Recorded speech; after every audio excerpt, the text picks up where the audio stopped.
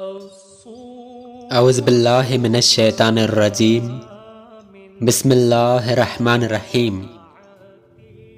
درود شریف کے متعلق چند مسائل۔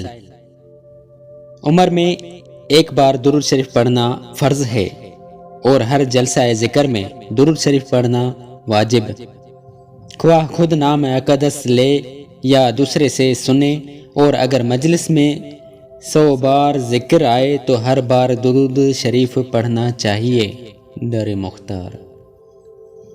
جہاں تک بھی ممکن ہو درود شریف پڑھنا مستحب ہے، اور خصوصیت کے ساتھ ان جگہوں میں روز جمعہ، شب جمعہ، صبح شام، جواب اذان کے بعد، دعا کے اول آخر میں، اجتماع و فراغ کے وقت، وضو کرتے وقت، جب کوئی چیز بھول جائے اس وقت۔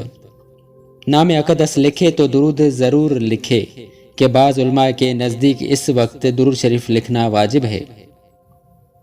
رد المختار، رد المحتار۔ اکثر لوگ آج کل ویسے درود شریف کے بدلے سلام علیہ السلام کے بدلے یا سواد یا عین لکھ دیا کرتے ہیں۔ یہ ناجائز و سخت حرام ہے۔ علماء کرام فرماتے ہیں کہ سب سے پہلے جس نے ایسا لکھا اس کے ہاتھ قلم کر دیے گئے کہ ایسے مقدس نام کے لیے ذرا سا وقت، ذرا سے کاغذ اور ذرا سی سیاہی میں اتنا بخیل۔ یوں ہی رضی اللہ تعالیٰ عنہ کی جگہ رضی، رحمت اللہ علیہ کی جگہ رح لکھتے ہیں۔ یہ بھی نہ چاہیے۔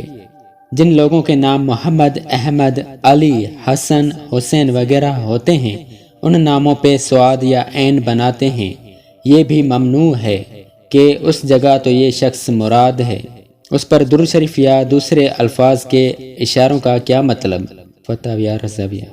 بھی ہمارے چینل کو سبسکرائب کریں اور روزانہ نئی اپڈیٹس کے لیے بیل آئیکن